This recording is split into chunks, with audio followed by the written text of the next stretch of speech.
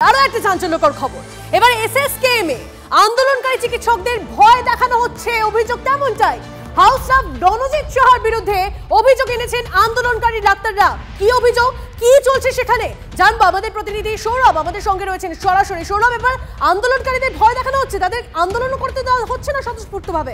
Mascot spin control ল্যাবের পরীক্ষায় এটি প্রমাণিত। কেয়াসেট আলোপেক্স পেন্টা অ্যাক্টিভ নতুন চুল গজাতে সাহায্য করে, চুল পড়া বন্ধ করে। Keyaseth Alopex penta active 10 hair fall প্রবলেমের একমাত্র সলিউশন। তন্নিষ্ঠা দেখো, তিলোত্তমা ধর্ষণ কাণ্ডে সমস্ত মেডিকেল কলেজ হাসপাতালগুলোতে যে কার্পেট ছিল এবং কার্পেটের নিচে যে গর্তগুলো ছিল, সে এবড়ো খেবড়ো গর্তগুলো না বেরোতে শুরু করেছে। এসএসকেএম রাজ্যের প্রথম সারির উৎকর্ষ কেন্দ্র, সেখানেও এই ধরনের একটি গর্ত ছিল এবং যেই গর্ত যার অভিযোগ উঠছে যে যারা এখানে সিনিয়র রেসিডেন্ট চিকিৎসকরাও রয়েছেন তাদেরকে একটা ভয় সংস্কৃতির মধ্যে কাজ করতে হতো এবং সেই ভয় সংস্কৃতি যার মাধ্যমে এটা তৈরি করা হতো, তার নাম কি, নাম তার কি অভিযোগ তাদের? এখানে এসএসকেএম হাসপাতালে যে আরজি করের মতোই একটা যে চক্র বা একটা থ্রেট কালচার, একটা ভয়ের সংস্কৃতি, সেটা অনেক দিন ধরেই রয়েছে।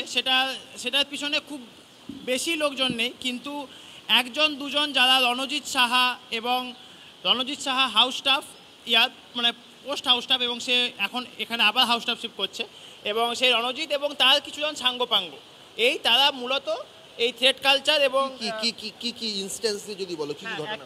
ইনস্ট্যান্স বলছি, আমি সাইকিয়াট্রি থার্ড ইয়ার, আমার যখন ফার্স্ট ইয়ার তখন হচ্ছে রণজিৎ, তখন আমি একটা পোস্ট দিয়েছিলাম, একটা হোয়াটসঅ্যাপ গ্রুপে একটা পোস্ট দিয়েছিলাম। সেই সূত্র ধরে আমাকে পরদিন আমি যখন ক্যান্টিনে খেতে যাই তখন আমাকে থ্রেট করে এবং আমাকে বলে সবার সামনে তার লোকজন নিয়ে শাসায় যে তুই কি করে থিসিস জমা দিস, আমি দেখে নেবো। আমাদের এমডি যে থিসিস এটা হচ্ছে জমা দিতে হয়, সেই থিসিস কী করে হচ্ছে জমা দিস দেখে নেবো, তুই করে পাস করিস আমি দেখে নেবো।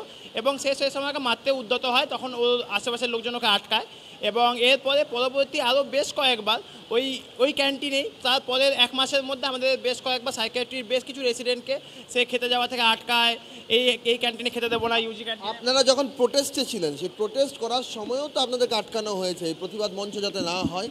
হ্যাঁ, আমরা যখন প্রতিবাদের জন্য আমাদের সমস্ত রেসিডেন্ট সবাই মিলে যখন ডিসাইড করি যে আমরা কর্মবিরতিতে যাব এবং এখানে প্রোটেস্ট যে আমরা অর্গানাইজ করেছি, এর পথেও আমাদের অনেক রকম বাধা বিপত্তি এসছে এবং সেখানে রণজিতের একটা বড় ভূমিকা রয়েছে। ঠিক আছে, এবার আমাদের এই যে আন্ডার গ্র্যাজুয়েট পোস্ট গ্র্যাজুয়েট সবাই মিলে যে একটা সম্মিলিত একটা প্রচেষ্টা আমরা করার চেষ্টা করেছি, সেই পথেও বারবার বাধা হয়ে দাঁড়ানোর চেষ্টা করা হয়েছে।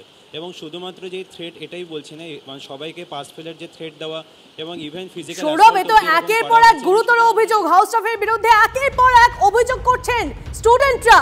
সেখানে কি চলছে অবশ্যই আমাদের নজর থাকবে। আপাতত তোমাকে ধন্যবাদ সৌরভ।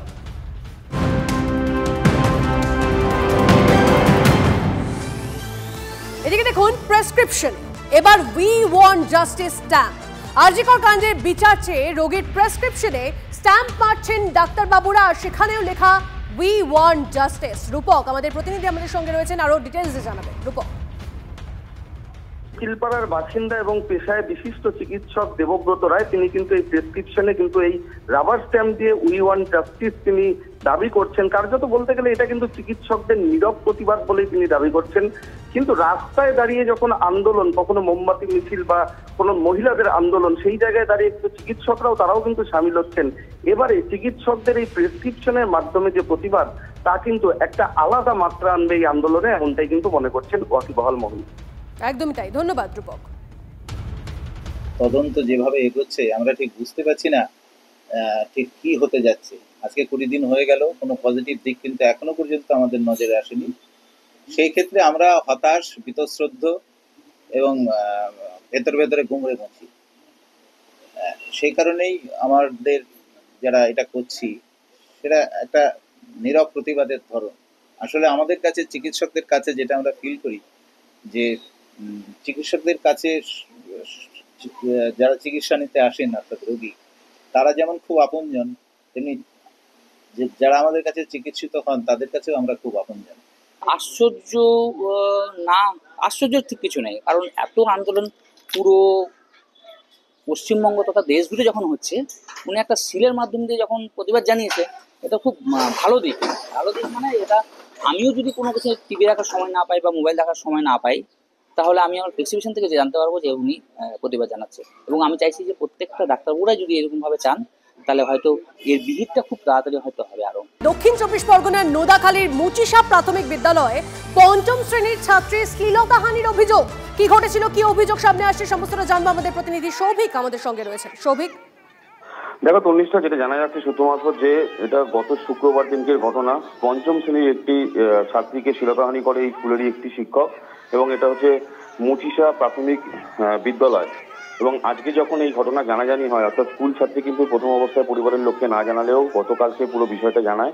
এবং যেটা স্থানীয় সূত্র থেকে জানা যাচ্ছে এবং স্কুল সূত্র থেকে এই জানা যাচ্ছে যে এই শিক্ষকের বিরুদ্ধে আগেও এরকম অভিযোগ ছিল, এবং সেই অভিযোগের ভিত্তিতেই কিন্তু আজকে স্কুলের সমস্ত অভিভাবকরা আসে।